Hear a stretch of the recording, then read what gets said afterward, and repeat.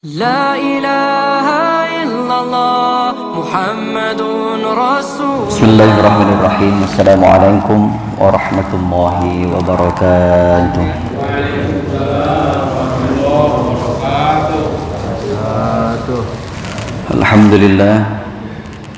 Alhamdulillahilladzi ja'alana minan nasihin wa afhamana min ulumil ulama'ir rasikhin. Wassalatu wassalamu ala man nasakha dinahu adyanal kufrati wa antarihim wa ala alihi wa ashabil ladina kanu yatamassaku syari'atahu wa salihin. Amma ba'du. Qala ta'ala fi kitabil karim wa huwa asdaqul qailin. A'udzu billahi minasyaitonir rajim. Bismillahirrahmanirrahim. Fadhkuruni azkurkum washkuruli wa la takfurun. Qala sallallahu alaihi wasallam ni'matani mabunun fihi makasirun min nas as-siha wal faragh. Sadaqallahu al-azim wa sadaqa rasuluhu an-nabiyul habibul karim wa nahnu ala dzalika minasy syahidin wasyakirin walhamdulillahi rabbil alamin. Alhamdulillah, puji serta syukur marilah kita panjatkan kehadirat Allah Subhanahu wa taala. Salawat teriring salam semoga Allah sampaikan, Allah limpah curahkan keharibaan baginda Nabi besar Muhammad sallallahu alaihi wasallam. Bayanu fadilati syukri haqiqatus syukri.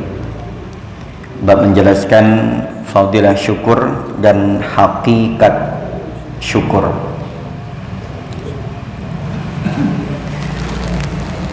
I'lam ketahuilah anna Allah Ta'ala qarana syukra bizikri fi kitabih. Faqala Ta'ala fazkuruni azkurkum washkuruli wa la takfurun. I'lam ketahuilah anna Allah Ta'ala, sesungguhnya Allah Subhanahu wa taala qarana syukra bizikri, yaitu membarengkan, bahasa membarengkan itu apa? Yaitu menyebut dua kata, yaitu syukur dan zikir dalam sebuah kitab Al-Quran. Sebagaimana firman-Nya, fadhkuruni azkurkum washkuruli wala takfurun. Fadhkuruni, hendaklah kalian zikir kepadaku, ingatlah kepadaku kalian semuanya, azkurkum, niscaya aku akan mengingat kalian semuanya. Jadi konsepnya itu, Allah itu semakin diingat, semakin Allah itu mengingat kita.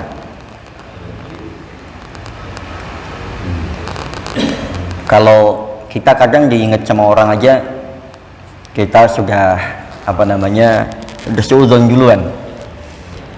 Ada orang lama nggak jumpa, lama nggak ketemu, nggak ada komunikasi. Ketika komunikasi, pikiran kita nih udah langsung. Biasanya ada perlu nih, biasanya kita udah seuzon dulu, udah underestimate dulu juga. Apalagi orang yang kemudian kita tahu bahwa orang ini biasanya urusannya dengan itu, padahal belum tentu loh Pak. Kadang akan menghabarkan hal baik. Misalkan orang yang selama ini kita sudah negatif thinking aja sama orang, ternyata dia memberikan satu job misalkan, atau pekerjaan misalkan, atau memberikan kabar yang baik buat keluarga kita misalkan, dan lain sebagainya. Dan itu banyak sekali kejadian seperti itu. Nah, Allah ini semakin kita ingat Pak, itu Allah itu semakin mengingat. Makanya orang yang zikir itu nanti dia akan mendapatkan cintanya Allah dengan caranya Allah.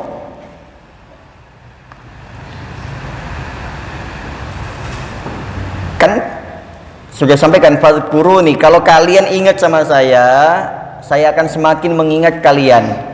Semakin kalian lupakan saya pun akan semakin hari semakin melupakan kalian.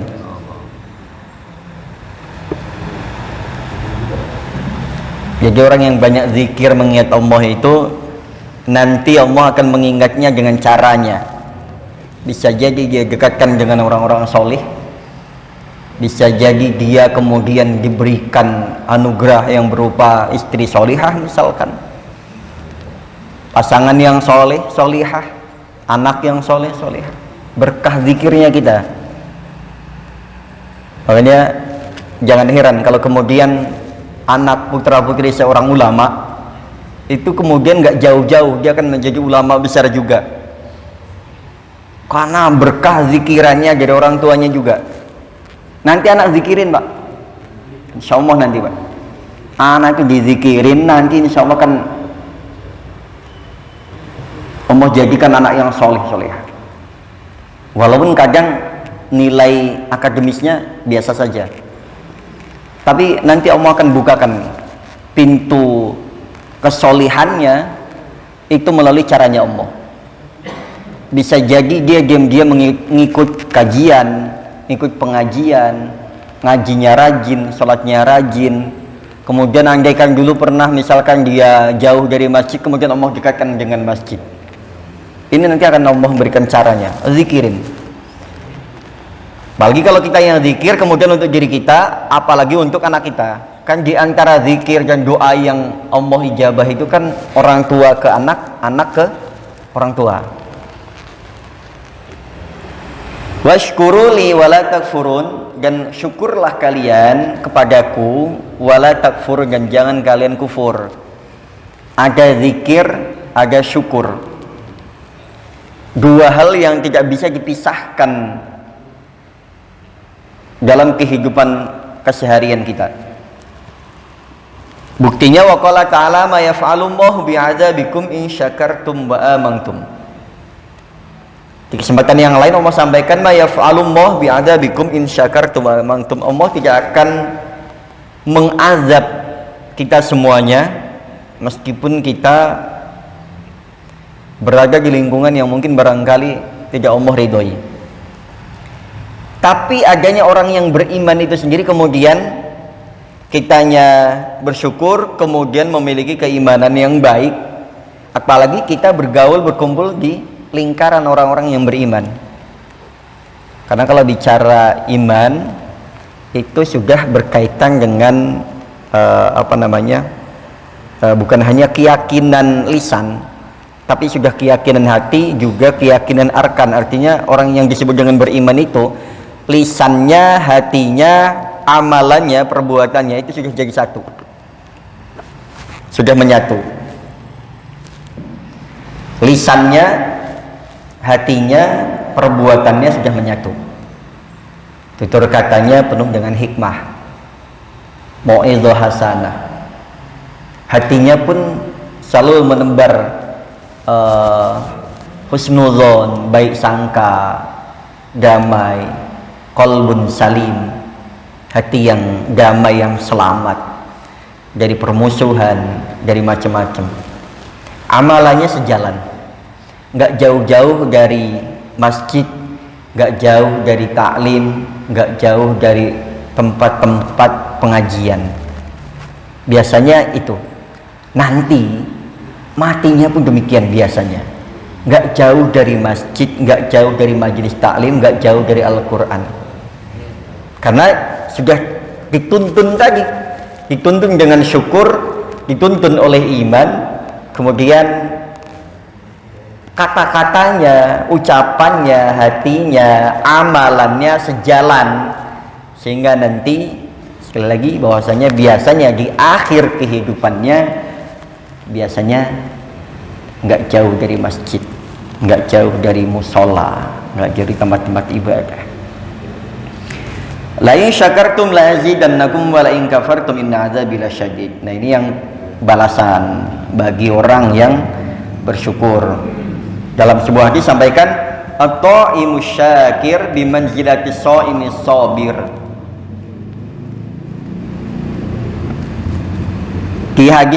Di hadis Rasul sampaikan begini, at-ta'imus syakir bimanzilati sha'imis sabir. Orang yang makan dengan penuh rasa syukur, dia akan menempati posisi atau setara dengan orang yang puasa dengan penuh kesabaran. Saking besarnya nilainya syukur itu, sampai Rasul menyampaikan al-ta'imus syakir bimanzilatis sha'imis syabir. Jadi orang yang makan dengan penuh rasa syukur itu derajatnya sampai pada level orang yang berpuasa dengan penuh kesabaran. Tinggi, luar biasa, Pak. Orang puasa nggak sabar aja itu pahalanya banyak, apalagi orang puasa yang penuh dengan kesabaran, maka pahalanya berlipat-lipat. Orang yang sholat, andaikan dikatakan orang yang sholat nggak sabar saja pahalanya sudah banyak, Pak. Itu 27 derajat itu, Pak. Itu baru sholat jamaahnya, belum bicara tentang keikhlasannya, belum bicara tentang kehusyuannya, ya kan? 27 derajat itu belum meliputi kehusyuan, keikhlasan dan lain sebagainya. Itu baru derajat berjamaah. Kan di situ nggak digarisbawahi orang yang sholat berjamaah dengan ikhlas, dengan khusyuk, dengan tawaduk, maka pahalanya 27. Itu berjamaahnya saja yang disebutkan.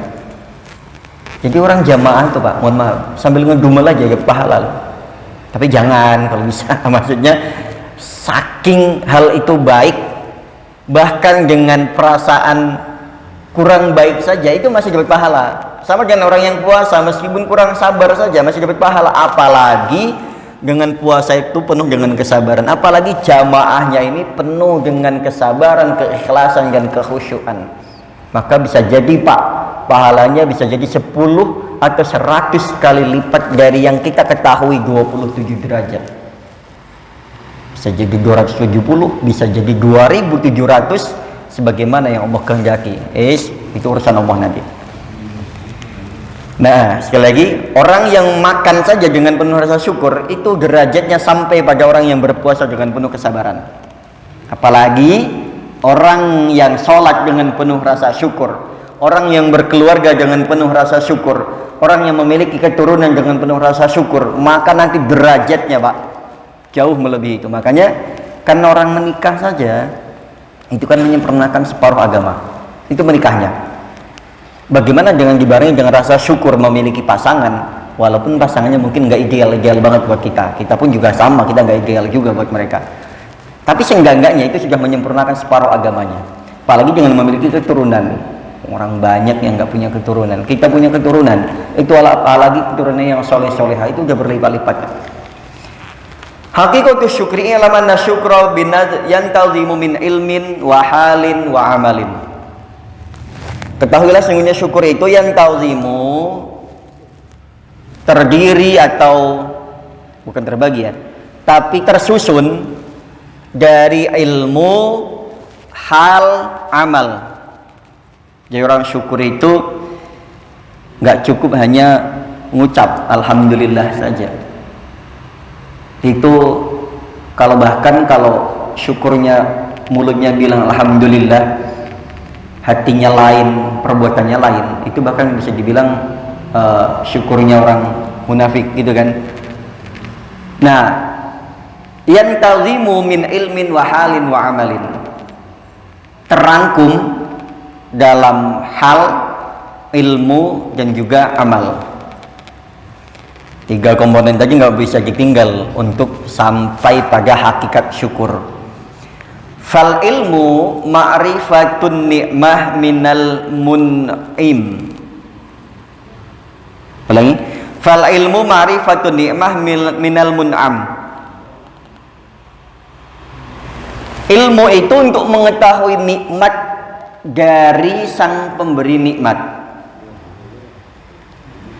Kalau kita nerima gaji, kita tahu persis bahwa gaji kita sekian, yang memberikan siapa, dari mananya, kita tahu persis, sehingga kita nanti akan kerja dengan penuh tanggung jawab. Apalagi kalau gajinya itu mencukupi untuk kebutuhan sehari-hari, bahkan lebih, maka kita akan kerjakan kerjaan itu dengan penuh tanggung jawab, penuh rasa terima kasih dan dedikasi yang tinggi. Kan gitu kan? Karena terkadang Ada sebagian orang yang mengharapkan gaji besar tapi kerjaannya kurang bagus. Tapi tuntutan kantor pun demikian. Dia tidak akan menaikkan gaji kalau kerjanya nggak bagus. Ya udah tarik-tarikan nggak nemu nanti. Kan gitu. Karyawan akan pengen mendapatkan gaji yang tinggi, menuntutnya kan gitu kan. Ada kenaikan setiap tahunnya lah, ada insentifnya lah, dan lain sebagainya. Tapi kantor juga akan memberikan nilai plus. Kalau dia kerjanya bagus, dia akan diberikan aplausnya, akan diberikan bonusnya misalkan dan lain sebagainya, karena dedikasi kita yang tinggi dan kerjaan kita yang bagus gitu. Nah begitupun kita ilmu ini mengetahui bahwasanya ma'rifatun ni'mah minal mun'im, yaitu mengetahui nikmat dari mana asal usulnya, sehingga kita menyadari, oh ya Allah, saya selama ini dikasih hidup oleh Allah Subhanahu wa taala, begini nikmatnya. Walaupun memang kita juga masih banyak ngeluhnya ya kan. Sakit sebentar udah ngeluh, padahal sehatnya jauh lebih lama. Rasa lapar sebentar kita sudah ngeluh, padahal rasa kenyang kita jauh lebih banyak. Anak rewel sekali, dua kali, anak cucu rewel, kita kadang agak gimana rasanya, padahal enggak, rewelnya jauh lebih banyak, nyenenginnya jauh lebih banyak. Ada anak ngeselin, kadang kita udah main, mohon maaf, ada yang sumpah serapah, ada yang mulutnya kita nggak terkendali, padahal nyenenginnya lebih banyak daripada ngeselinnya. Ada istri cerewet, rewel, kita seringkali kebawa emosi, padahal pelayanannya sama kita jauh melebihi rewelnya, cerewetnya. Katakanlah cerewetnya sehari 5 kali, tapi pelayanannya kepada kita 24 jam. Karena kita melihatnya itu. Asa an takrahu syai'an wa huwa khairul lakum wa asa an tuhibbu syai'an wa huwa syarrul lakum. Terkadang kita melihat sesuatu itu hanya jadi pandangan kita buruk, padahal dia baik. Pun sebaliknya, terkadang kita melihat dari sisi baiknya, padahal itu nggak baik buat kita. Nah ini jemaah sekalian, terkadang pentingnya ilmu dalam syukur itu untuk mengetahui aliran nikmat itu sendiri dari mana, mengalirnya ke kita, sumbernya dari mana, sehingga nanti akan timbul rasa syukur dan juga tanggung jawab yang tinggi. Kalau udah dikasih gaji besar kan otomatis tanggung jawabnya lebih kan. Masa ya hidupnya dicukupin terus kita mau semaunya, kan nggak mungkin. Lain kalau memang tidak mencukupi, kan kita nyari sumberan yang lain, sehingga bisa jadi yang satu ini sedikit terbengkalai mungkin barangkali, atau mungkin barangkali jadi kurang bagus atau kurang konsisten. Nah, wal hal, yang kedua hal setelah ilmu ada hal, huwal farah al hasil bi in'amihi, yaitu dari hal ini adalah satu bentuk wujud kebahagiaan yang dihasilkan bi in'amihi dari nikmat itu sendiri. Jadi dengan nikmat kita akhirnya bisa apa? Bisa membangun sebuah tempat tinggal, bisa membeli sebuah kendaraan misalkan, bisa mewujudkan membayar sekolah anak-anak, biaya pendidikannya, biaya konsumtifnya, atau biaya yang lainnya, sehingga dengan itu kita bisa mendapatkan kebahagiaan karena kita merasa mencukupi. Alhamdulillah dengan nikmat ini saya bisa mencukupi kebutuhan keluarga saya, bahkan anak saya sekarang sampai sekolah ini itu dan lain sebagainya. Yang besar sarjana, keduanya sedang macam-macam lah. Ini alhamdulillah, sehingga ada rasa kebahagiaan, kebanggaan sebagai terlebih seorang laki-laki, terlebih sebagai kepala rumah tangga. Ada nikmat itu sendiri berasa, apalagi kalau sampai anak-anak kita mentas semuanya, sudah pada nikah, punya tempat tinggal masing-masing, punya kerjaan masing-masing, bahagianya mungkin bisa dirasakan oleh orang-orang yang sudah merasakan hal itu. Alhamdulillah ya Allah. Biasanya kan ada yang demikian, ada yang sampai bilang, ya Allah kalau bisa jangan matikan saya sampai anak-anak saya ini kelar, kan pengennya gitu ya kan. Nah ini sampai anaknya mentas, sampai punya cucu, tapi memang kita yang juga nggak pernah siap juga Pak. Ada yang demikian, jangan matikan saya sampai nanti anak saya ini mentas, mandiri, atau punya keluarga masing-masing, punya cucu. Sampai punya cucu pun kalau dibilang udah siap mati, pasti belum siap. Tapi rasa syukurnya luar biasa tinggi Pak. sudah mampu mengentaskan, minimal amanah Allah ini sudah kita tunaikan dengan baik, sampai anaknya sekolah mendapatkan pendidikan yang terbaik, cukuplah ya, sampai mengarungi bekal untuk bekal berikutnya ini sudah cukup, sampai dia siap untuk mandiri, lepas dari keluarga, itu kebanggaan dan kebahagiaan yang luar biasa. Ini yang namanya disebut dengan hal huwal farah al hasil bi in'amihi, yaitu rasa bangga, rasa bahagia yang dihasilkan dari nikmat itu sendiri, yang kemudian menghasilkan rasa bahagia, rasa bangga karena mampu mencukupi, mampu membiayai. Kita kan senang, Pak. Kita itu ada rasa bahagia kalau kita dibiayai, tapi lebih bahagia, lebih bangga kalau kita yang membiayai. Kita bangga kalau ada yang donasi kepada kita, tapi lebih bangga kalau kita sendiri statusnya sebagai donaturnya. Kan demikian. Majelis taklim misalkan bagi ini, senang kita ada yang beliin gorengan misalkan, tapi lebih senang kalau kita yang beliin, rasa bangganya tentu lain. Kita pagi ini ada yang nyiapin kopi, lebih seneng, lebih bangga kalau kitalah yang menyiapkan kopi itu.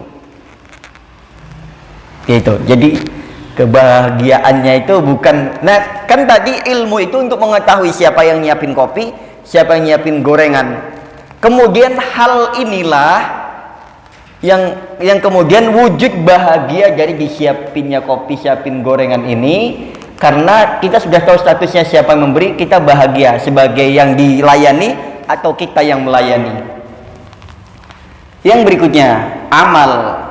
Setelah ilmu, hal, amal, huwal qiyam bima huwa maqsudul mun'im wa mahbubihi wa yata'allaqu dzalikal amal bil qalbi wa bil jawarih wal lisan.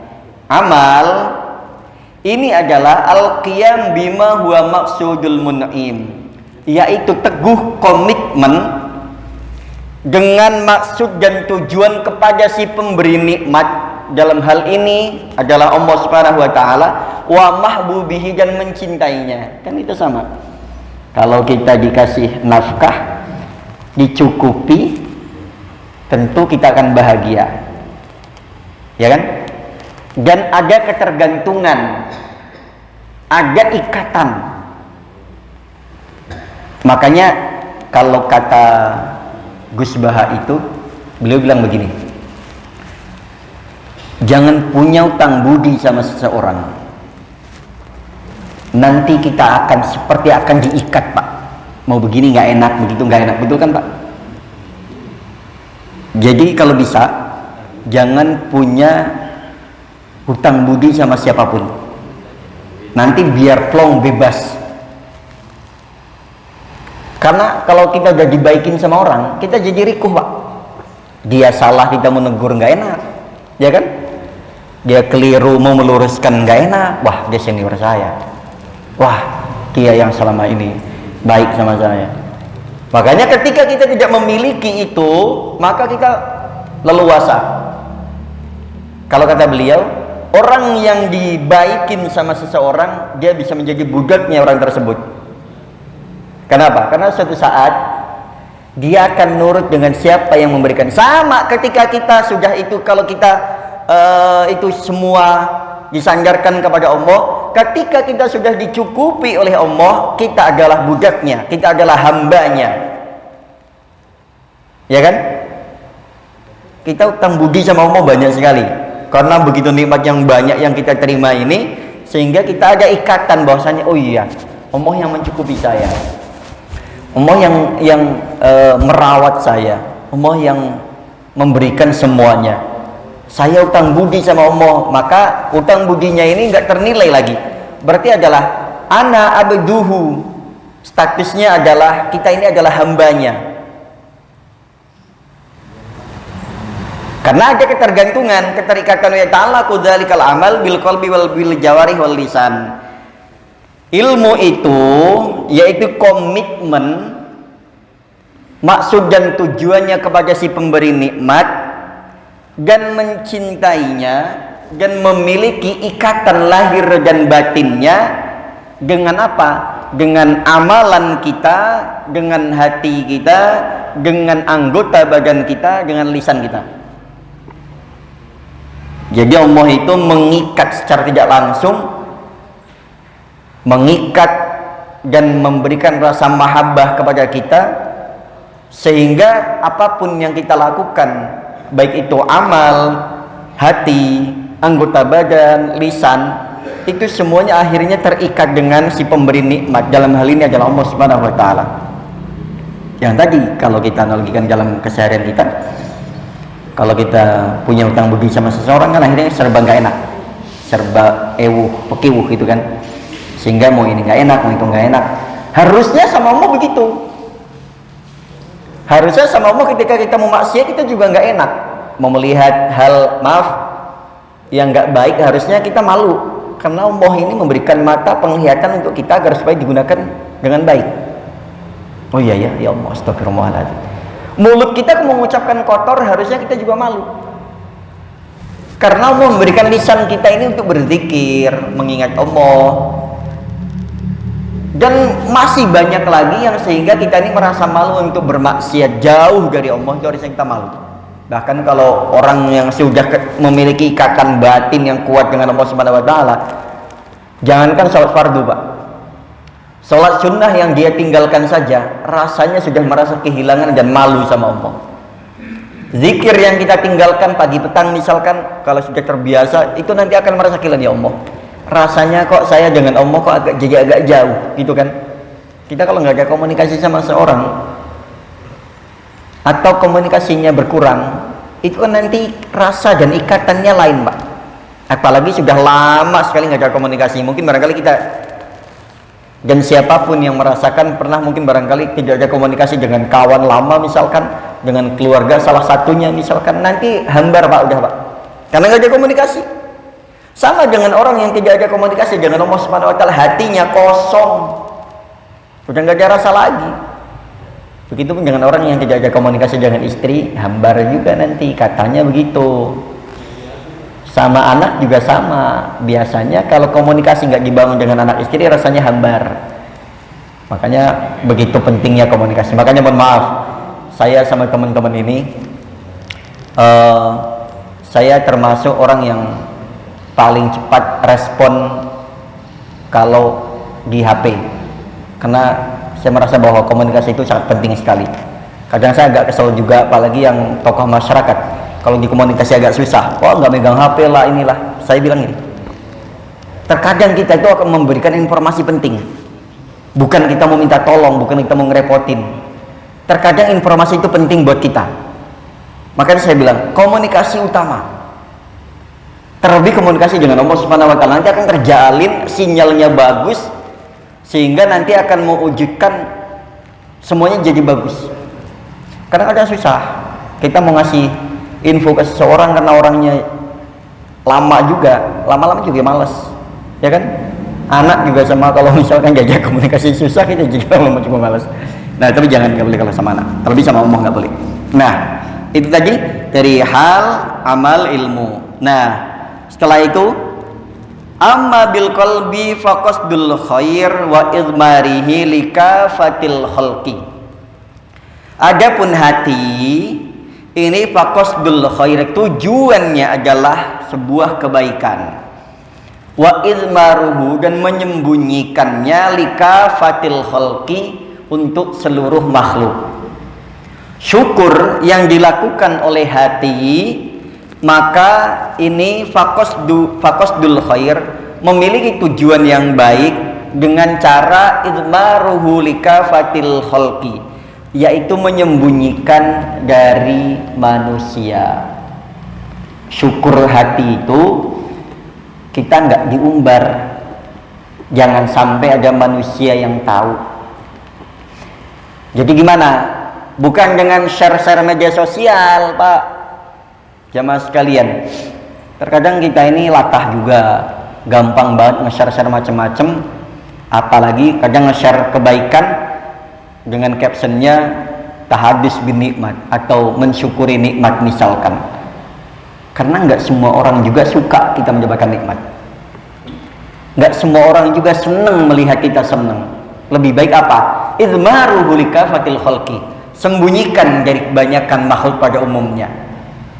Nah, kecuali di acara tertentu misalkan. Tapi jangan sampai kemudian ini menjadi apa buat kita, sehingga kita mau berangkat, misalkan mau berangkat haji, berangkat umroh, itu penting juga untuk memberitahu kepada orang, misalkan ngadain selamatan. Jangan sampai bablas aja nanti, mohon maaf, kalau kemudian naudzubillah meninggal di sana, nggak ada yang tahu.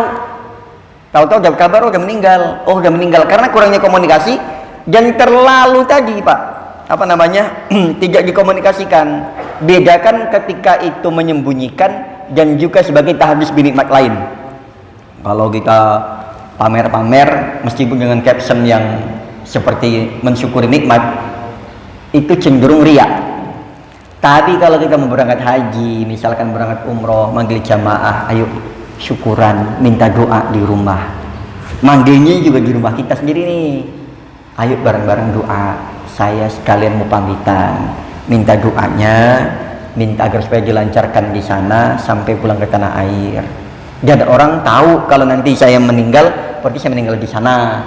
Dan maklumatnya juga jelas gitu kan. Nah, agak kalanya yang demikian, sehingga ada beberapa orang yang kemudian apatis Pak, sehingga saking seolah-olah nggak mau taunya, sampai kita nggak tahu dianya ini udah haji apa belum, kapan berangkatnya, kapan pulangnya. Dia nih umroh, kita juga nggak pernah tahu kapan berangkatnya, kapan pulangnya. Walaupun memang juga nggak harus tahu juga, tapi seenggak-enggaknya ada informasi sehingga kita ini tahu bahwa oh, kita nggak sungkan-sungkan.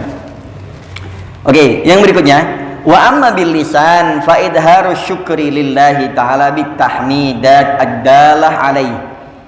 Adapun lisan, fa idharu syukri, yaitu dengan memunculkan syukur itu lillahi ta'ala kepada Allah. Lisan ini yang paling dominan, syukur itu wujud itu dengan lisan. Bit tahmidat, dengan tahmid, memuji Allah, ad-dalati alaihi, yang kemudian itu menjadi apa namanya, penanda bahwasanya kita syukur, alhamdulillah ya Allah, alhamdulillah ala kulli hal, terima kasih ya Allah atas segala nikmat yang Engkau berikan, ala ni'amillah ya Allah, terima kasih atas segala nikmat yang Engkau anugerahkan kepada kami sehingga kami pagi ini sehat, bisa ke masjid, bisa ikut ta'lim, bisa kumpul dengan teman-teman, sehingga mereka tahu saya masih hidup, mereka tahu saya masih sehat. Kalau kita nggak taklim, nggak ke masjid, kan kita nggak tahu kondisinya gimana. Makanya gini, kalau jarang ke masjid, kemudian sakit nggak ada nengokin, jangan salahin jamaah masjid Pak. Karena kita nggak tahu, nggak ada maklumat juga. Penting juga ternyata ke masjid itu bukan hanya meraih ke 27 derajat, tapi penting bahwa mengetahui kita ini masih sehat. Saya masih hidup, saya masih sehat, saya masih bisa ikut taklim. Kalau nanti sakit, seenggak-enggaknya nanti mana ya? Biasanya bapak itu ada kok, nggak ada ya? Lain lagi kalau kita loncat-loncat, mohon maaf. Biasanya masjid ini, nanti ke masjid sana, ke masjid sana, ke masjid sana. Orang kalau dia bablas, kita nggak tahu Pak. Ya mungkin di sana lah, mungkin ke rumah cucunya lah gitu kan, mungkin kemana. Karena biasanya memang loncat-loncat. Makanya pentingnya komitmen. Tadi kata Omar kan bilang begitu. Huwa maksudun, yaitu bil qiyam, itu adalah komitmen. Ya sudah, saya aktif misalkan di Masjid At-Taubah ini. Kemudian kalau nanti suatu saat saya nggak ke Masjid At-Taubah, berarti saya ada masalah nih, ada sesuatu hal yang urgent misalkan. Tapi yang pasti saya komitmen di sini setiap hari ini misalkan. Atau nggak apa-apa, nggak tiap hari, tapi seenggaknya misalkan setiap hari Sabtu saya di sini, setiap hari Ahad saya di sini misalkan. Sehingga orang tahu itu biasanya, oh bapak yang mana sih? Oh yang biasanya duduk di sana Pak.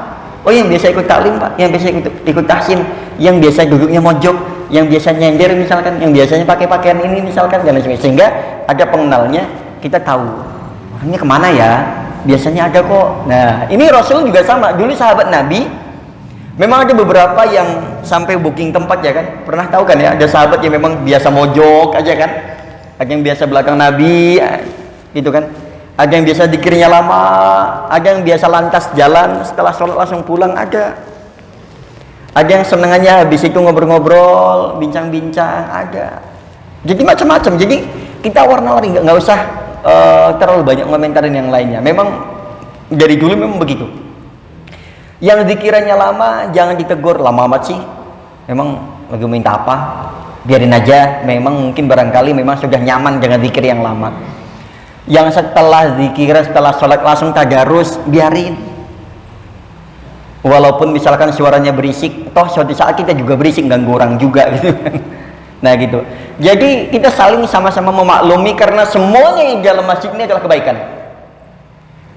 Sholatnya kita baik, zikirnya kita baik, selonjorannya kita baik, tidurnya kita baik. Gimana nggak baik? Orang yang alim itu tidurnya itu baik pak, jangan dikira nggak baik. Setan aja nggak mau bangunin, iblis aja nggak berani bangunin orang yang alim yang tidur. Nah orang mohon maaf yang nggak alim tidurnya di masjid, seenggak-enggaknya hatinya bergantung dengan masjid. Biarin, jangan dikoprak-koprak pak, biarin. Selama tidurnya bener, mohon maaf nggak ngotorin. Kalau bisa kasih maklumat, boleh tidur tapi tidak di ruangan utama sholat. Oh berarti nanti dia sadar diri mojok di sana misalkan, gitu. Jadi nggak usah perlu yang kita ini kadang terlalu rewel juga sih ya. Anak bercanda kita marah-marahin sehingga anaknya kapok. Anak azan nggak bolehin sehingga anaknya kapok. Orang di belakang imam nggak boleh, ini orangnya kapok.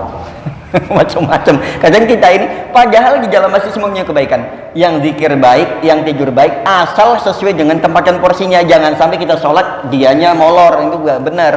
Kita jamaah dia masih sholat, atau kita sudah waktunya qomat dia masih santai-santai atau misalkan masih sholat, ini juga kurang bagus. Ini mohon maaf belak-belakan aja. Jadi sesuaikan, yang penting sesuai dengan porsi dan takarannya, semuanya bagus. Yang nggak bagus itu yang nggak ngapa-ngapain. Oke ya, ini terakhir Pak. Wa amma bil jawari fasti'malu ni'amillah fi ta'atih. Nah, wattauqi minal isti'anah biha ala maksiyati. Terakhir, yang syukur itu kan tadi ada apa namanya, terangkum atau tersusun dari ilmu hal amal. Nah dari hal ini sebuah rasa wujudkan rasa bahagia, bangga. Kemudian amal ini akhirnya komitmen dengan Allah Subhanahu wa taala dan menggantungkan hati dengan jawari, dengan lisan. Nah kemudian amal tadi yaitu dengan amalnya ini dia akhirnya bil lisan wa jar syukri, dengan amal dengan lisan yang kemudian dengan jawari anggota badan. Fasti maluni anillahi taala fi taati, yaitu dengan beramal. Amalan kita ini kita mengerjakan sesuatu karena adanya nikmat Allah ini dalam rangka untuk ketaatan. Mata kita gunakan untuk ketaatan, telinga kita digunakan untuk ketaatan, kaki, tangan kita semuanya untuk ketaatan. Jadi jangan sampai, kalau bisa nih ya, ini mohon maaf nasihatin untuk diri sendiri wabil khusus, karena mata kita ini banyak dosanya, lisan kita ini banyak dosanya, pikiran kita ini banyak banget dosanya, anggota badan kita ini penuh bergelimang dengan dosa. Karena terkadang kita ini jalan ke masjid saja itu sudah ada dosa yang kita lakukan. Terkadang gitu loh, niatnya baik, yang dikerjakan baik, tapi terkadang kita di jalan ada saja halangan. Jangankan di dalam masjid aja kadang ada yang senggolan, sentuhan, baik itu ucapan, perbuatan fisik maupun verbal. Terkadang kita masih suka menyinggung-nyinggung orang, kita masih suka kesinggung sama orang, kita masih suka panas-panasan, kita masih suka macam-macamnya.